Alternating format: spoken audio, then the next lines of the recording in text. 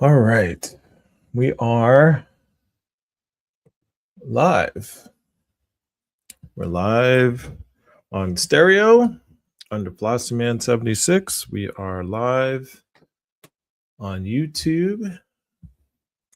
And we are live on the Talkers of Tick. So, for those of you who don't know, that is TikTok. Maybe it's because I have. Let's make that a little smaller. Cool. All right. Well, let's get started. It is Sunday, another Sunday. We are back here with Cosmic Matters. This is episode 19. And today, we're doing Cosmic Matters. I did miss last week. We didn't have a show last week. I had some issues I had to take care of. But we are back. Oh, look at that. The background is messing up. You're going to see some of my room. Oh, well. Yeah, this is where we spend some time just talking about. We talk about philosophy. We talk about space. Mostly here, I'm going to do a little space and a little philosophy today. I guess more philosophy because I'm going to be changing. I guess this will be a kind of an off topic, but I'm going to bring it in. I'm going to reel it in to make sense as to what we normally talk about here. But yeah, today I wanted to talk about, does America need new rules? And if you're on TikTok, you see my quote up here by Thomas Jefferson. I'm going to talk about that in a little bit. And I wanted to talk about this subject just because, in the philosophical sense, we talk about the universe. We are all a part of the universe. And the universe is playing a game, right? We are playing the human game. There's different levels. There's different things that are going on. And it's the rules of the game are important. Like games, when we say something is a game, we tend to make that sound like it means it's not important, right? We'll say, oh, they're just playing around, right?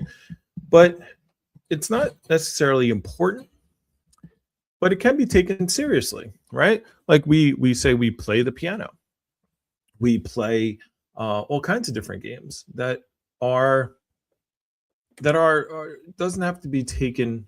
It can be taken seriously, right? And the way to get good, like in any type of endeavor, in order to really enjoy the endeavor, you have to become skilled at it, right? If you think of, if you want to go sailing, let's say, for example, if you don't know how to sail, if you don't spend the time and the discipline and the work to learn how to sail, then sailing is not going to be very fun, right? If you don't know the words and the terminology, if you don't know the rules of the game of sailing, you're going to crash your ship and you're going to be swimming in the ocean, right? If you go and say, I'm going to play like the game of basketball, you have to know the rules of basketball. If you just pick up the ball and start running with it and then, throw it out of bounds or kick it, or something along those lines, you're not going to have very much fun playing basketball because you don't understand the rules, right? Hello, good morning. And you have to understand the rules of the game that you're playing. And the rules are all made up. We make up the rules. When we have race rules, sailing, I just use basketball has rules. And when we introduce good morning, yours truly, when we introduce children to the world, right? We teach them. We are teaching them the game that we call humanity. We're saying this is how you are supposed to act. We even tell them their name. This is who you are. And it's like, well, who am I? I used to think about this when I was a kid. I was like, my name is Matthew, but why? Why is it Matthew? Why couldn't it be something else? Why did it have to be? It could have been any other name, and I could have gone through my whole life thinking my name was Brian. I could have gone through my entire life thinking my name was, anything. So I can't even think of a name. I can't even think of another name right now. But the point being is, I've been told these rules. Here's how you act. We even tell kids, that's not you, right? That's their kid. That's not how we act here, right? And we teach this new person to the game. Here are the rules. Here's how you act. Here's how the things are. Now, the rules of how we act as humans in the United States of America, and even and I say in the United States of America as if everyone acts the same here. It depends on where we live. It depends on our socio economical status. It depends on how we were brought up, the rules that we are um, inclined to think are the best rules for me. I remember, my father. I grew up. My mom is white and Jewish. My dad is black, and I remember my father telling me things as like the rules, like and he used to say things like, you see your mother over there. Me and her are the only two people who are ever going to actually care about you. Undoubtedly, right? And so I was like, okay, I guess, I don't know. And he used to always say to me, you need to, because of the color of your skin, you need to be twice as good as everyone else, because I was a minority in a mostly white school. And I was just like, and by the way, I was like, what are you talking about? Like, I had friends. Most of my friends were white. I had a couple of black friends. I had, I mixed with everyone. The Calazos, my Spanish friends, I love, but I didn't see it. But I understand that the world that he grew up in, that was his reality. That was, he grew up in the 50s and the 60s, and so these were rules that he was instilling upon me. And so the concept of everybody, like, we need to, as humans, if we want to have a fair game, right? Because we're just, like I said, we're just playing a game. Like in the reality of the universe, none of this matters. It doesn't matter. It's a matter of watching a play. It's like watching the basketball. It's like watching the football games I'm going to watch today. You're watching a game, the universe on the outside, watching the game, watching people who are intensely believing that the game is the most important thing in the world, right? It's the most important thing to them.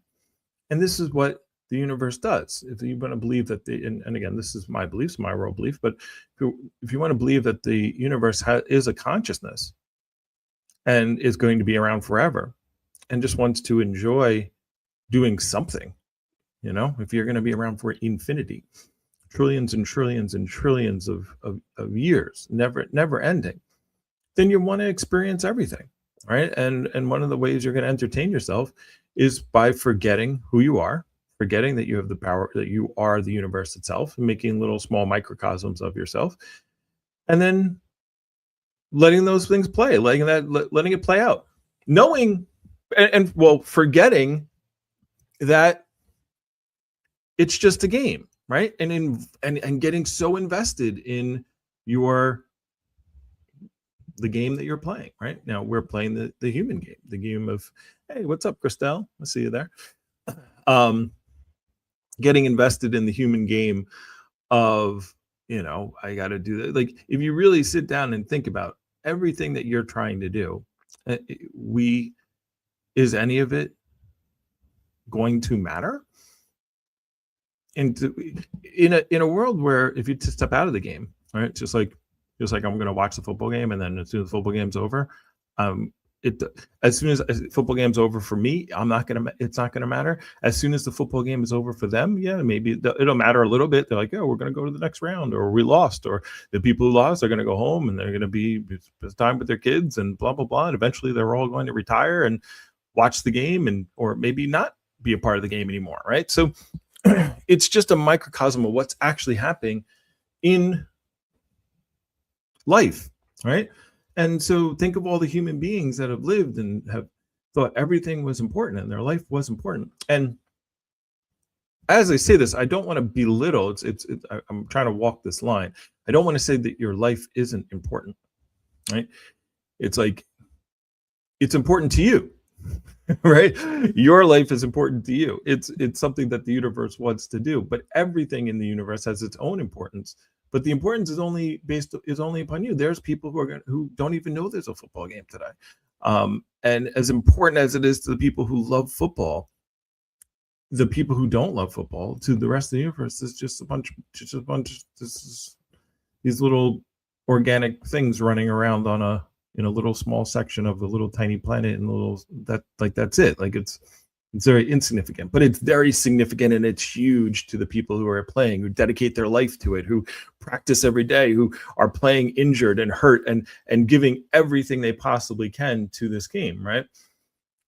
Which is what makes a good play, which makes a good game, which makes, by getting involved. I remember watching an Alan Watts bit video, and he was talking about, you can make anything, you could demean anything, you can make anything seem silly. You can watch the person who's the best violinist on the planet Earth and spends their entire life practicing, and you'd be like, what are you doing? You're just scratching some strings together to make some eerie sound, vibrations of in the air. Like, what's the point of doing that, right? Like, whatever it is, you can always poo-poo it. Right? And we see as kids, or as parents, you see your kids doing things like playing a video game, and you're like, it's just a game, and they're so involved and they get so emotional about it, and you're like, it's just a game. Well, you're just playing a game. We're all just playing a game. And right now we're playing a game in America where we have rules, right? We have a constitution, right? And what I want to talk about a little bit today is it time for the Constitution to change? If you're on TikTok, you could see what I already have it posted above my head. And one of the things I constantly, as we go through and we try to create the proper rules for us to exist as human beings living in a society that we call the United States of America, you need rules that we all abide by.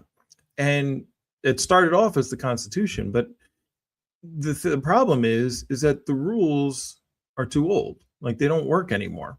And they shouldn't work anymore. Like, we shouldn't be looking at rules from 270, 280, 200. I don't even know how old it is now. I'm a bicentennial baby, so I was 200 years. So I guess it's like 250. Whew. So we shouldn't be looking at people who lived 250 years ago and say, well, here's the rules of how we should be acting today, because they didn't even know. They didn't understand. And when people are like, well, the founding fathers, well, great. They made great rules to get America out of the 1776s, and one of the things that that I was told, the great thing about our Constitution is that it's a living document. It could be changed. It could be amended. It can be, I was watching I want to say it's a comedian. I think his name is Jim Jeffries, right? And he was doing a whole thing on like gun control. And he said, he was talking about how Americans, because he's Australian, he's like, people will say, you can't change the Second Amendment. And he's like, I think you don't understand the definition of amendment. Like, an amendment is, the definition is a change. Like, I don't think you need a constitution, you need a dictionary. So the whole point is that it's supposed to change. The point is, we are supposed to update the rules. We're supposed to say, here's how society has changed. Technology has changed. How we look at gender roles has changed. Like, how we look at each other has changed. And these rules are no longer applicable. The game has changed. And if you think of any game, if you think of, football, I was talking about football, right? And back in the day, they didn't have face masks. You could grab people and throw them on the ground, this and that. And there was all kinds of stuff that you could do that now in today's world, is barbaric. They would say, you could literally, run and hit someone as hard as you can in the helmet, in the face, and punch them and scratch and bite and all this stuff. And so as time has gone on, we've changed the rules and said, okay, this is the way the game is going to be played because we want to get it better, right? I'm just using football because it's a Sunday. But that's happened with basketball. It happens with all kinds of things. It happens with gymnastics. It happens with the Olympics, the way they time things. The stop clocks got better, and then things get better, and they change the rules. And now you can have a starting block. And they do this with all types of games. All things change because technology changes, life changes, the world is different. And so to look at a document from 250 years ago and say, well, that's how we need to abide by this document today, it just doesn't apply. It really doesn't. So when I hear people talking about, and gun controls is the easiest one to point out, but there's all of them, right? Like even the First Amendment, like most people will agree, like freedom of speech. I hear people talk about freedom of speech when they're talking about things like, yeah, I'm still talking. What do you mean? Why are you asking me if I'm still talking, stereo?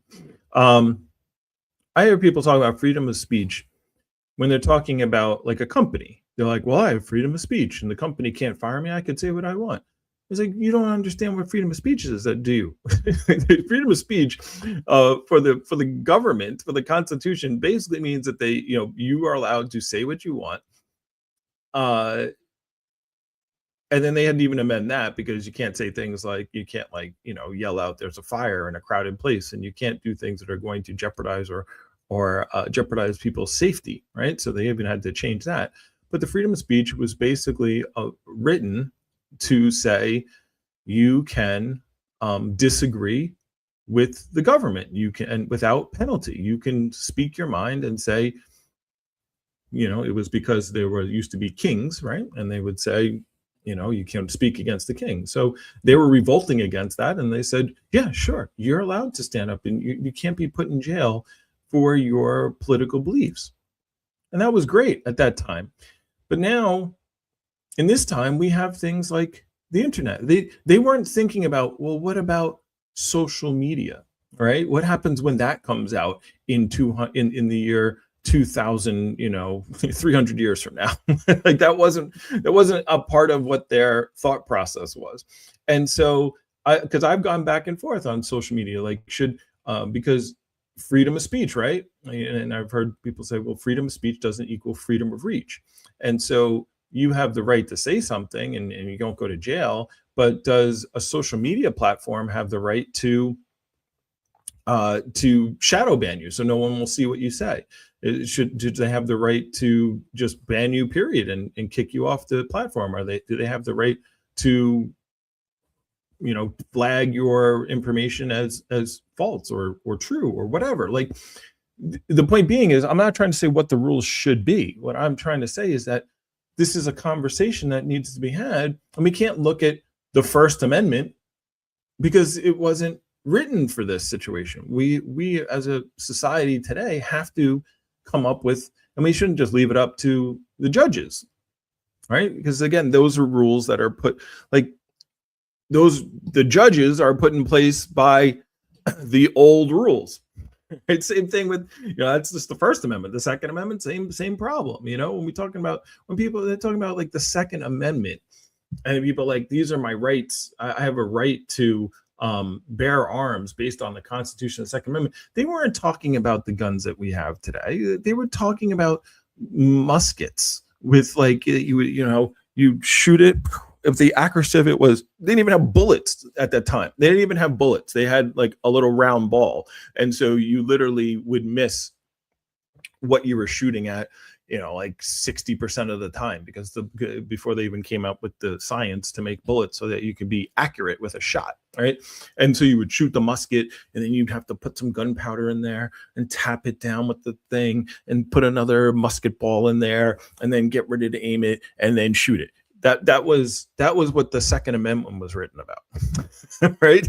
Not I have a clip of 50 bullets and I can shoot them all at the same time, like, and drone strikes and tanks and flamethrowers. Like, that was not what the Second Amendment was written about. So we have to take that in context and say, okay, well, maybe we should rewrite that. We should have a conversation about the rules of today's society, right? And so I'm going to pull up and bring up, if you're on TikTok, you already see it, but you're not seeing it on YouTube.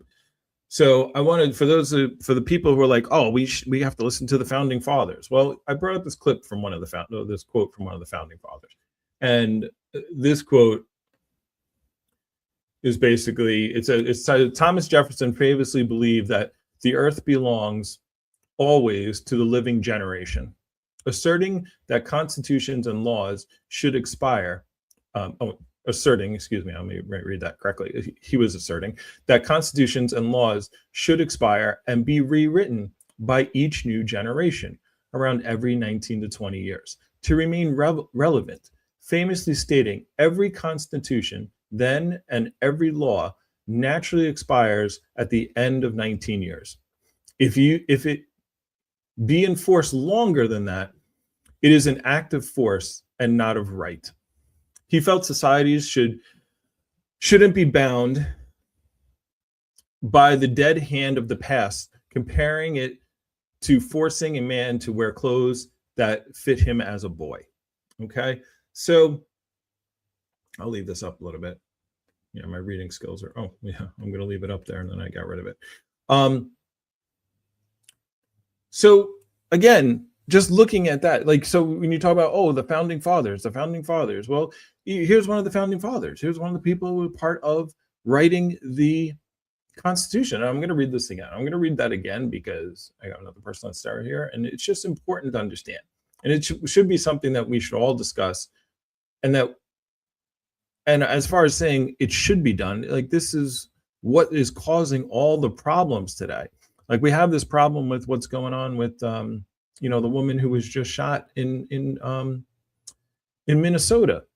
And it's like, well, some people are looking at it and saying this, and some people look at it and say another way. And it's like, these laws, it's because we're looking at the laws and the rules from 250 years ago, and trying to apply them to situations that occur today, and they just don't work. It doesn't make sense, right? So I want to again say, Thomas Jefferson famously believed in that the earth belongs to the living generation, the people now. I guess I'm alive. I'm part of the living generation, right? Asserting that constitutions and laws should expire and be rewritten by every new generation around 19 to 20 years. Every 19 to 20 years. And if we want our society to survive, then we have to change the rules. We have to adapt. Thomas Jefferson understood this.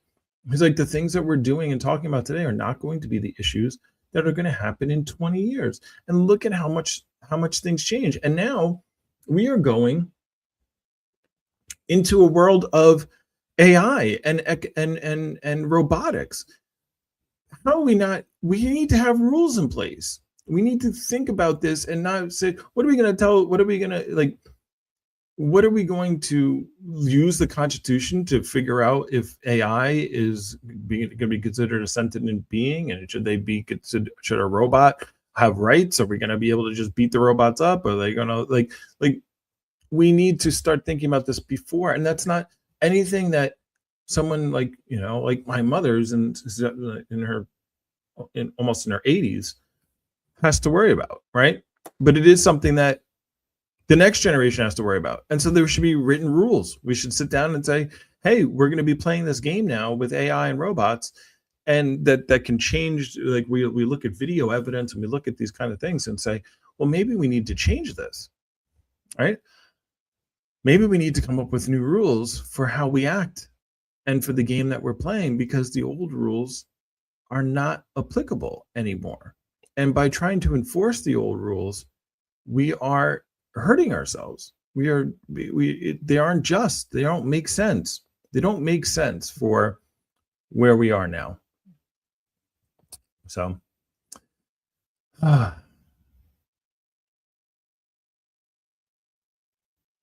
how do we do that, you might ask? It's a challenge. It's a challenge because people in general don't want to be proactive. They want to be reactive, right? They want to be angry. They want to pick their teams. They want to pick their sides. And it's just like this thing that happened in Minnesota with this woman. It's like there's two different types of people who look at the same video, and because they've already decided beforehand what they wanted to see, they justify it. They justify the same exact footage and look at it and justify the it doesn't change their mind at all. It wouldn't have changed their mind no matter what. Didn't matter. The video wouldn't have changed their mind no matter what. And I was like, we need the video. We need the video. Why? What changed? How many videos do you need?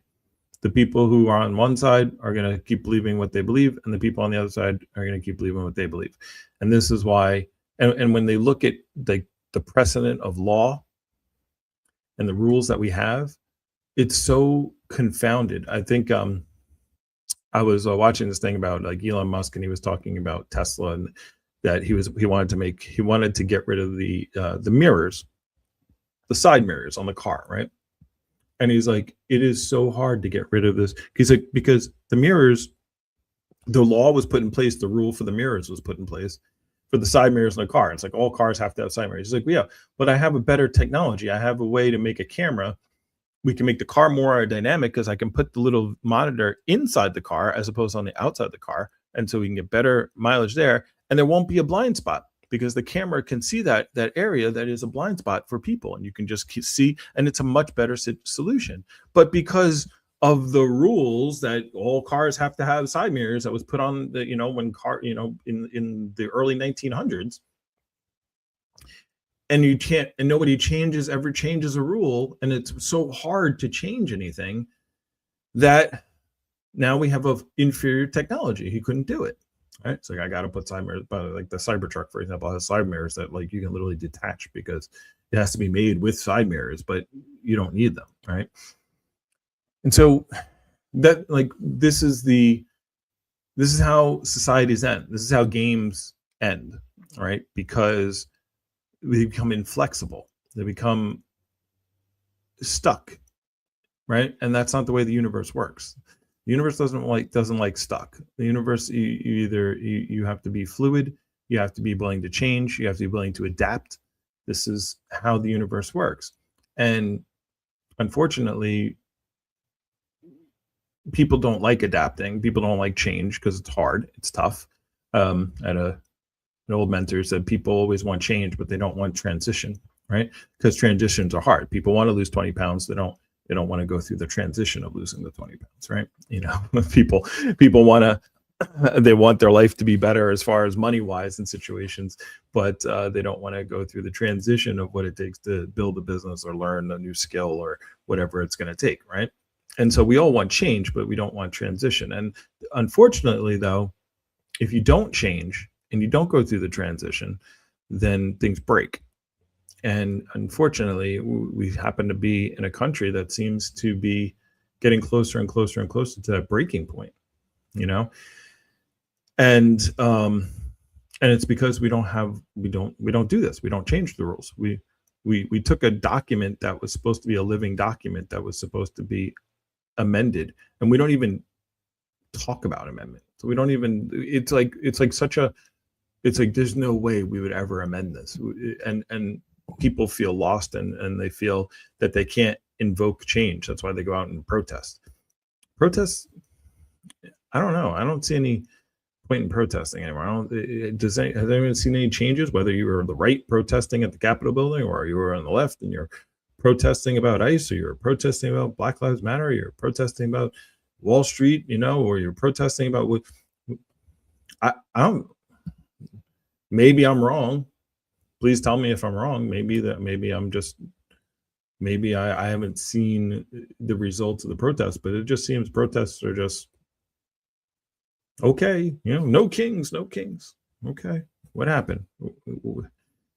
I mean, everybody got to go outside for a little while and make cool signs. So the people I do see who make change, which is actually one of the things that I'm doing, is starting my community uh, called Bright Futures, which I have been working on. Is the way I see change now is that you have to now this is the change that I see people be able to make will change as time goes on. Like I always feel like the best way to make change is you have to there's something called the golden rule, right? And most people think of the golden rule as do unto others as you want done unto yourself. That's the typical golden rule. But the golden rule of America is those who have the gold make the rules, right? And if you want the rules to change, then you need to have gold, right? You need to have power, which in our country is money, right? Like the politicians, I had a friend who wanted to run for like it wasn't even anything big. It was like a local something, local representative, councilman, something like that, right? And literally he asked me to help him out. And the first meeting was all about how do we get money? How do we raise money? How do we find the whales? How do we not waste time on the small things, but how can we get a big chunk of money? Because the money is what wins, right? And it's like the politicians, they do what they can do to get your votes, but the money comes from the banks and the money comes from the system. The money is I always said in America when we made this America, because we were coming from England and because we were trying to separate from the church. Hey, good morning, Worm. Because we were trying to separate from the church and we separated from the feudal system and the kings and all that kind of stuff, that was like the main thing that was on our mind, which is why they separated church and state. But from what I see, the next change has to be the next America, now hopefully this America figures it out, but we need to separate money and state. We need to say we can't have the money and the government. If you want to have companies, by the way, I'm for capitalism. I like capitalism in certain arenas. Competition drives prices down, creates advances, and it's good in most cases.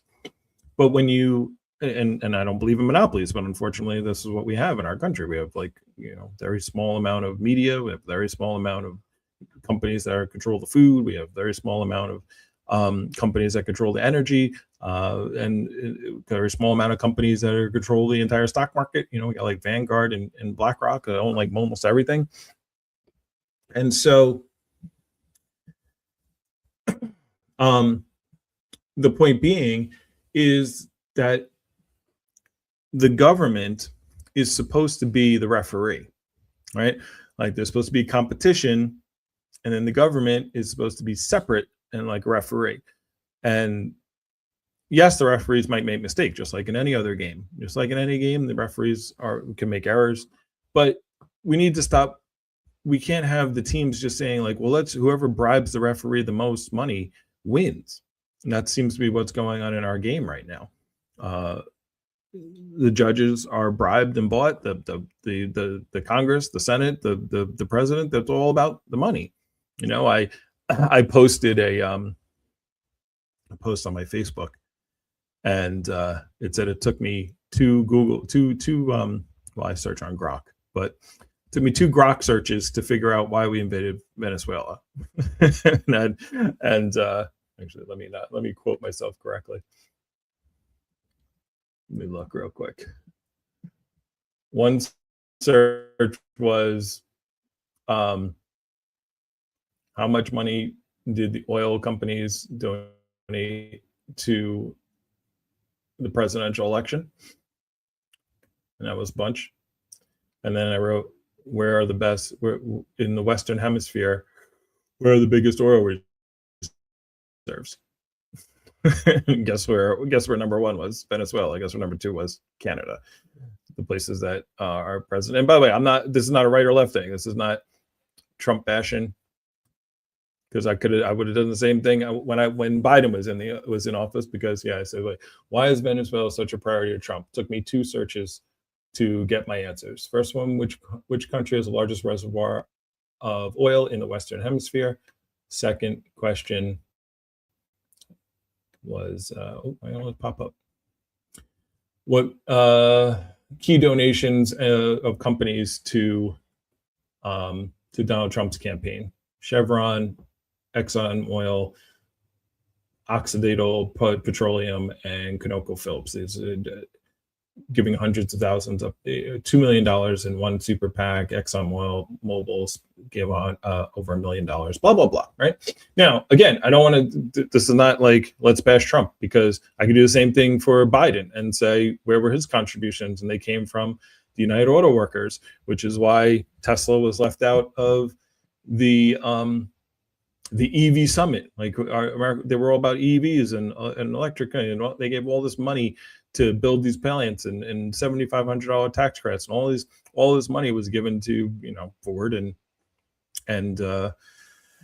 GM, right?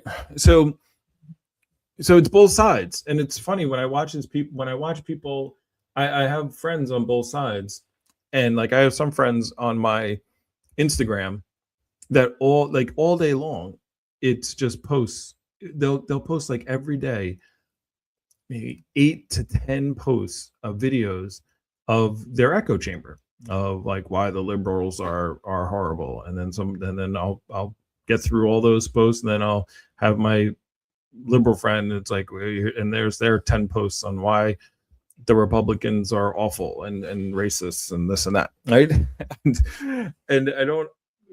People don't seem to get it, right? Like it's like divide and conquer.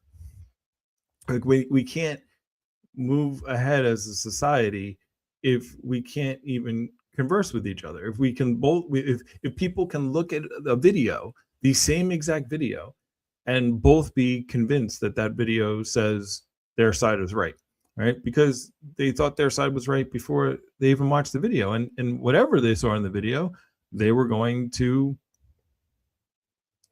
Yeah, I just said to some of my friends on the right, they were like talking about, like, I just made a video about this on TikTok, and they were like, well, you should listen to the law enforcement, and it's their fault because they're protesting, and this woman was putting the officers in danger, and these are criminals, and this is how they should be treated. And I was like, well, okay, if I took this situation and then just switched it around to January 6th, isn't everything you're saying applied to the right? And then didn't Donald Trump go and say all those people are not criminals and free them? Did you have problems with that? It's like we can't have, and again, I'm not picking on Trump or the right. I'm just pointing, because they're in power right now, right? When it was Biden, I was making fun of them and their hypocrisy. Like, we need to stop being hypocrites.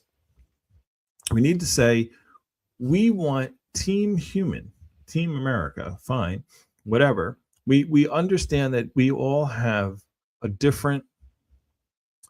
we all grew up differently. We all have different ways. Everybody wants the same thing. We all want for our families to be successful, to live, to prosper. We want the future to prosper. All we do is we just have different. The only difference is we just have different perspectives. I was talking about, if someone, we have to be empathetic to someone else's situation. I had this I had a girlfriend. Well, she wasn't a girl. She was a friend who was a girl, and she was a bartender. And she was telling me about how she has her keys ready, and when every time she would leave, she has to be worried about getting to her car, and she has to look around and make sure. And I'm like, I don't do any of that, right? And it's because I'm a 6'3" man, 300-pound man, and I don't have to worry about dark walking from the door of the bar to my car as much as she does. And it doesn't even occur to me that is a situation that she has to deal with. And so we have to be empathetic to other people's realities of life, even if it doesn't affect us, right? And so, and on both sides, like, I understand being, I guess, black and white, right? that people who are black, who look at the way our system is, in America, and they can see the systematic racism, and they see that the systems are put in place to keep them impoverished, right?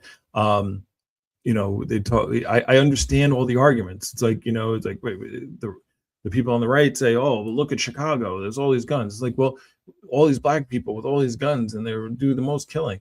Like, well, the guns where the black people didn't make the guns. They don't own the guns. All the crack and the drugs and the cocaine. It wasn't made in New York City and Chicago and Los Angeles. So how to get there, right? But on the same note, I can understand someone who is white in America and is like, why do I gotta get vilified being like a white male or this? Like, I didn't do anything. I'm not racist. I don't feel like I'm racist. I'm not benefiting from slavery today. I'm just trying to live my life, and I don't understand why they feel that way, because they are not you and you are not them, and you have different perspectives. And so you have to be able to look at someone else's point of even if you don't understand it, you have to say, why does that person feel that way? Why are they thinking that way? And then you can start having a discussion, as opposed to what we do is we say, well, that person's evil. We label them. That person's racist. That person's a thug. That person's a criminal. That person's a. By the way, we leave out the person part. We get rid of the easiest way to create war or to make yourself feel justified in your cause is to dehumanize the other party, right? Because if it's not a human, if it's not something like you, then we feel okay in destroying it. We feel okay in attacking it. We feel okay and justified, because that's not a human. That's a liberal. That's a criminal. That's somebody who is obstructing justice. They're an illegal immigrant, not a human.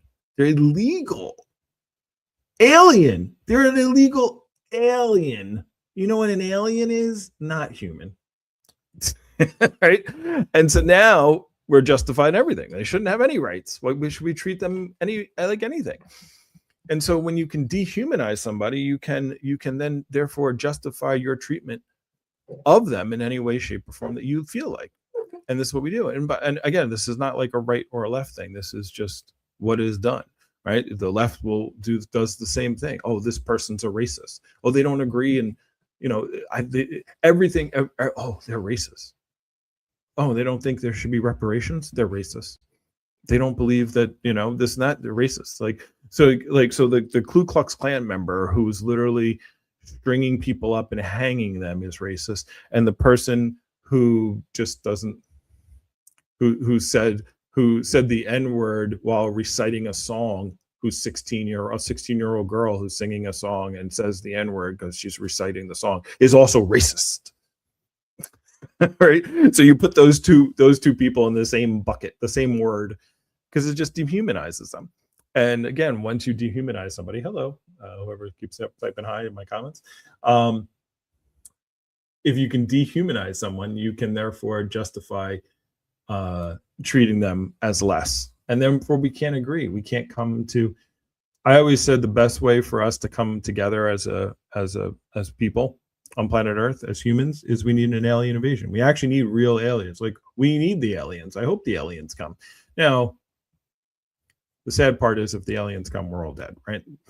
Because the aliens will have technology that will easily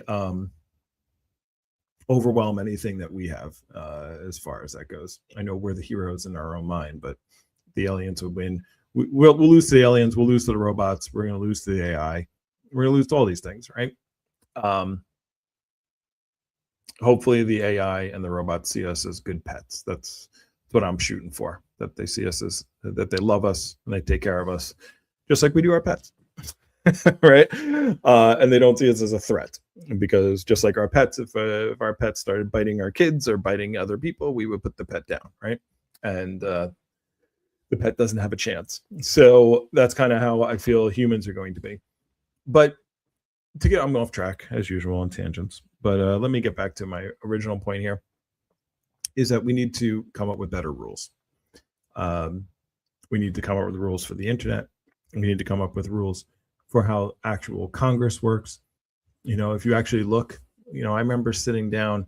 They don't even teach this stuff anymore. They don't teach civics. I remember as like a 46, 47-year old, it was finally the time where I actually learned how the Electoral College worked.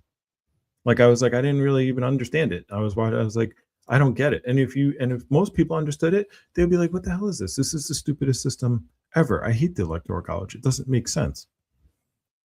And if you looked into it, you would understand what I'm talking about.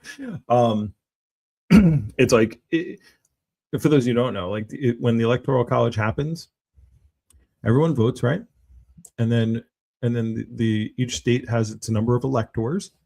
So you see with the numbers based upon the population of the state, and then the electors. And then how come the election is in November? It's counted and called in like November, December, but then the inauguration doesn't happen until like January, right?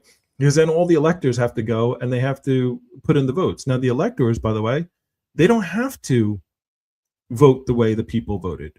And this system was put in place because at the time, 250 years ago, when they wrote the freaking Constitution, at the time, they were like, we need electors because the people are kind of stupid, right? And the people are not educated enough to sometimes they might make the wrong choice. So we need to have these electors go. So like the electors can go and just go against the popular vote. It's happened. It's happened as recently as 2016 when I think there was two states that Hillary Clinton won, and the electors just decided not to go with what the popular vote was in their own states. Now, it didn't change the course of the election, but it can. Now you might go, well, that's kind of elitist and racist, right? Or I don't know, is it racist? No, I don't know. Whatever ist you want to come up with. But that was written for the 1770s. When it was true, there wasn't internet. There wasn't even newspapers.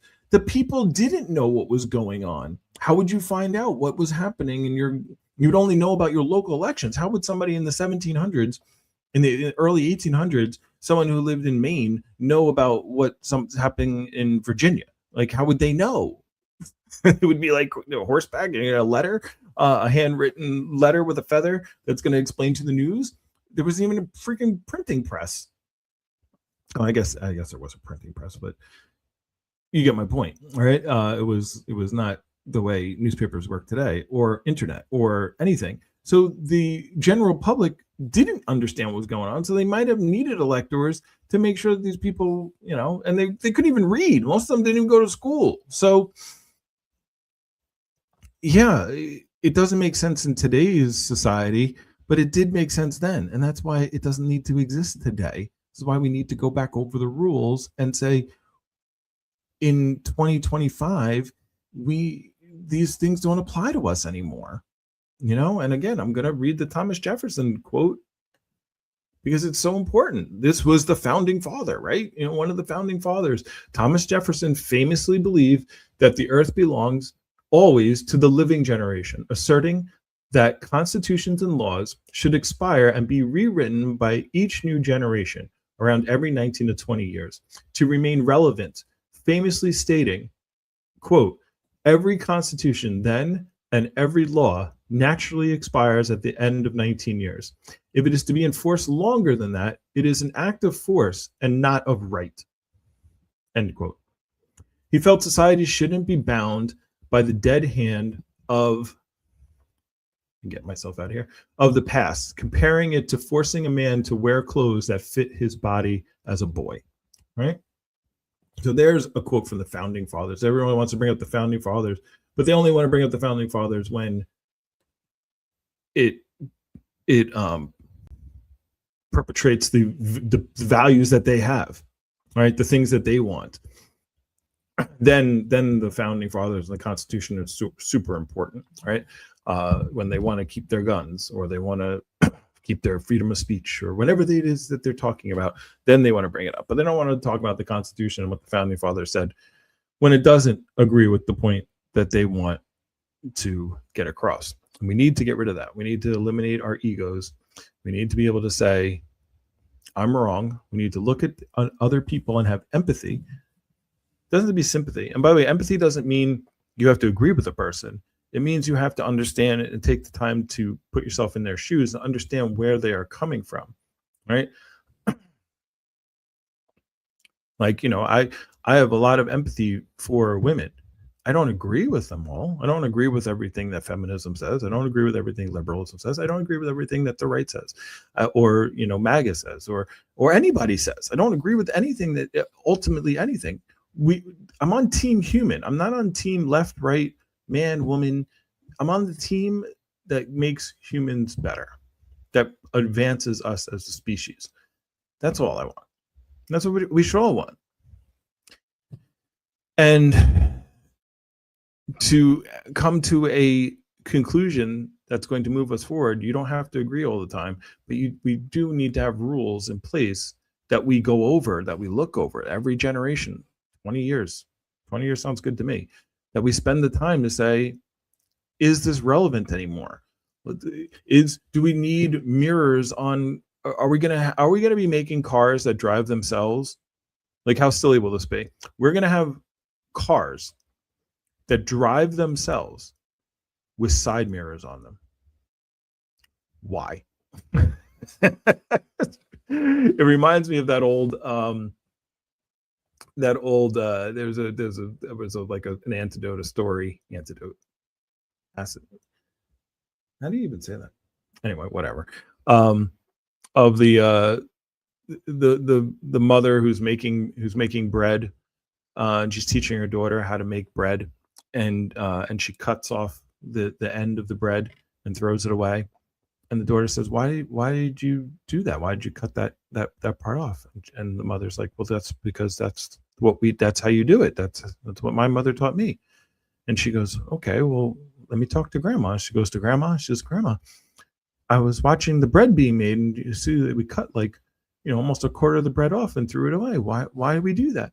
And she's like, because that's how it's done. That's the rule. That's how we've always done it. That's what my mother taught me. So she goes to great grandma, and she goes, great grandma, why? I just learned how to make the bread that you made. Why do you always cut off the quarter of the bread? And she's like, well, because when I was growing up, I had an oven that was too small to fit the whole pan of bread in. So I had to cut off a quarter of bread. Yeah. So the point being is we need to evaluate, why are we doing the things that we're doing? Because we don't need to do that. We have a bigger oven now. So we're just cutting off the bread for no reason and throwing it away because it's just the way it's been done. That's the way it is. And the way it is not always correct. And so the Constitution, as much as I love it, and as much as I love America, and as much as I love people more than I love those things. And so we have to be able to sit down, have conversations, take all the rules, take all the guidelines, take all the taxes, is this working? Is this system working for us? Now, the problem is the system works for the people who are in power. And I was saying before, like, the reason I'm starting my new community, by the way, you can check it out, Bright Futures. It's going to be in a school community, SKOOL. I'll start promoting it and putting links in the future. I'm like, I got 33 videos to make the community. I'm at 5, but as I said, one of the rules for the game that we're playing right now is the golden rule. And the golden rule used to be treat others as you want them to treat you. But the golden rule of today's society is those that have the gold make the rules. And so if we want to make change, it's not about protesting. It's not about rioting. It's not about uprising and shooting and violence. The way to change the rules is make a bunch of money. Make enough money for yourself, learn the rules of the game, make enough money for yourself that you don't need a job, you don't need the healthcare, you don't need their system to survive, And then after you do that, now you can start invoking change, and we can start. And then the challenge after at that point is that um, once you get to that level where you can get out of the system, you don't need the system anymore. Well, the problem is then you have a lot of power, and power corrupts. And so it's like, well, why should I go back and change it? So the thing is, we have to make a community where we can get out of the system, we can get out of the rat race, and then we can turn around and try to help others do the same. So on that note, it's 11:08. It's 11 o'clock. And, didn't have as many people sit in today. Again, people don't like transition. They like change, and they like diversity, and they like anger and hatred. And the topics I talk about are about coming together, and not as exciting, but hopefully that's what we can do. All right. That is Cosmic Matters for this week. I will be back. I know it's a little off topic. Next week we'll be back to science and space. I just wanted to get some of this off my mind for today's show. So I will see you all next week. And until then, remember, we all matter, and you matter to me.